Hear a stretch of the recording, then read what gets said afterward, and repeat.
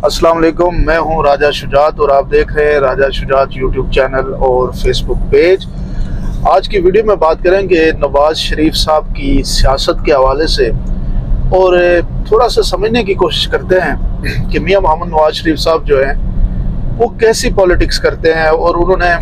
पाकिस्तान के अंदर आप अगर हम देखें तो सबसे सीनियर पॉलिटिशियन जो इस वक्त पॉलिटिकल लाट है उसमें नवाज शरीफ साहब हैं। तो नवाज शरीफ साहब को अगर आप स्टडी करें तो इनकी जो पॉलिटिक्स शुरू हुई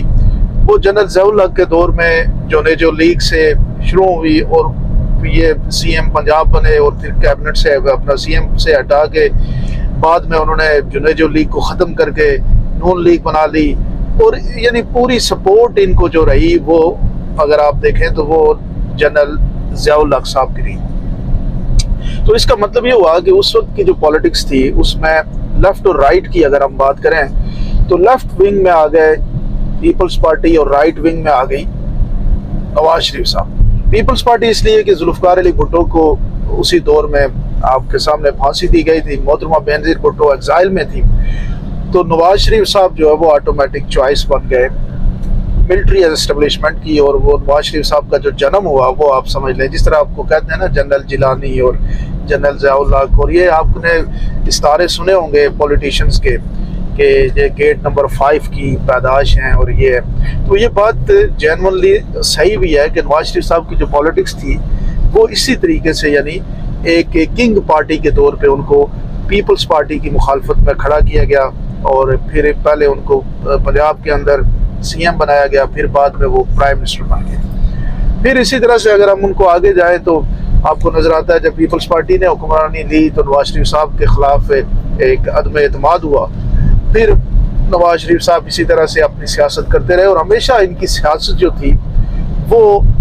96 तक या 97-8 तक वो प्रो एस्टेब्लिशमेंट पॉलिटिक्स ही रही और हमेशा इन्होंने एस्टेब्लिशमेंट के साथ चल के ही काम किया। 1999 में जब नवाज शरीफ साहब की गवर्नमेंट को आप यूँ समझें कि हटाया गया तो उस वक्त मिलिट्री एस्टेब्लिशमेंट के खिलाफ हो गई। वही करप्शन के केसेस और इस तरह की मामलात बने। 2/3 मेजॉरिटी की गवर्नमेंट थी जो इनकी हटा दी गई और इसके बाद जो है वो जनरल परवेज़ मुशर्रफ साहब आ गए। तो इस सारे टेन्योर में जो लोग आज क्वेश्चन उठाते हैं कि नवाज शरीफ साहब जो है वो कोई नई बात कर रहे हैं, तो जब आप पूरी इनकी हिस्ट्री को देखते हैं तो वो नई बात इसलिए नज़र नहीं आती। बीच में एक स्पैन आप यूँ समझ लें जब लास्ट टाइम गवर्नमेंट से निकाले गए तो उन्होंने कुछ मिलिट्री एस्टेब्लिशमेंट के ख़िलाफ़ गुफ्तगू की, सरेआम बातें की।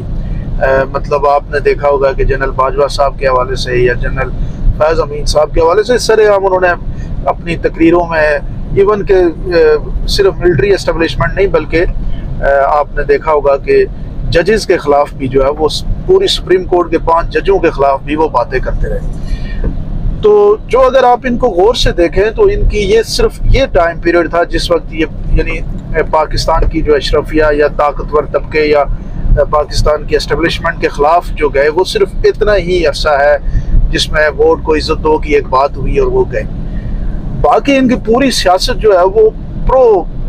मिलिट्री एस्टेब्लिशमेंट रही है या प्रो राइट विंग पॉलिटिक्स रही है। तो इसलिए ये बात अपने माइंड से आप निकाल लें कि नवाज शरीफ साहब कोई बहुत बड़े इनकलाबी लीडर नहीं है। अवाम की ताकत का उनके लिए कोई इतना अहमियत नहीं है, बल्कि वो बेसिकली डील बना के पाकिस्तान के अंदर जिस तरह हुक्मरानी ली जाती है उस फार्मूले के मुताबिक वो अपना काम कर रहे हैं। और वो फार्मूला यही है कि डील बनाई जाए, एक्सेप्ट किया जाए, अपने आप को कबूलियत करवाई जाए और फिर बाकी सारा काम जो है वो पाकिस्तान के अंदर जिस तरह से हुक्मरानी इससे पहले मिलती रही वो वही तरीका अपनाया जाएगा। एक जमात को हर सूरत में टॉप पे रखा जाएगा और बाकी जमातों को स्नब कर दिया जाएगा और इसी तरीके से हुक्मरानी जिस तरह हिस्ट्री आप पढ़ लें इसी तरह की है पाकिस्तान की। लेकिन इस वक्त थोड़ा सा मुश्किल ये आ गई है कि इस वक्त जो पाकिस्तान की आवाम जो है वो अब किसी और पहले तो थी ना उनका जो सारी आप यूँ कह सकते हैं कि सपोर्ट अवाम की जो थी वो एक ही साइड पे जिस तरफ मिलिट्री होती थी उसी तरफ पाकिस्तान की आवाम की सपोर्ट भी होती थी। तो इस वक्त थोड़ा सा डिवीजन बन गया है कि पाकिस्तान की आवाम जो है वो जो सर्वे के मुताबिक या जिस तरह से चीज़ें नज़र आ रही हैं उन्होंने शिफ्ट कर लिया है। اس لیے مشکل پیدا ہو رہی ہے کہ عوام اس دفعہ یہ چاہتی ہے کہ ہم خود فیصلہ کریں گے، اور یہ جو چیزیں ہیں کہ کسی کو زبردستی ہمارے اوپر مسلط کرنے کی بات کی جائے، اور وہ بھی نواز شریف جیسے ایسے ایک سیاسی رہنما کو جس کو 4-5 دفعہ وہ ٹیسٹ کر چکے ہیں، تو اس لیے مشکل پیش آ رہی ہے یہاں پہ پاکستان کے طاقتور طبقے کو بھی، کہ وہ اس طریقے سے سموتھلی کام نہیں کر پا رہے، بلکہ ہیڈ آن جا کے پورے ڈنڈے کے زور سے وہ سسٹم کو اندر اپنی مرضی سے ایک تبدیلی لانا چاہتے ہیں، جس کا نقصان ہوگا ڈیفینیٹلی، کیونکہ جب عوام ساتھ نہیں ہوگی، لوگ ساتھ نہیں ہوگے،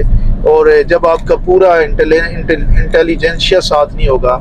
نوجوان طبقہ ساتھ نہیں ہوگا، کاروباری طبقہ ساتھ نہیں ہوگا، اور پورے ملک کے اندر ایک ون گو آپ حکومت کی سپورٹ پہ نہیں جائیں گے، تو بڑی ترقی جسے آپ کہتے ہیں اکنامک پاور بننا یا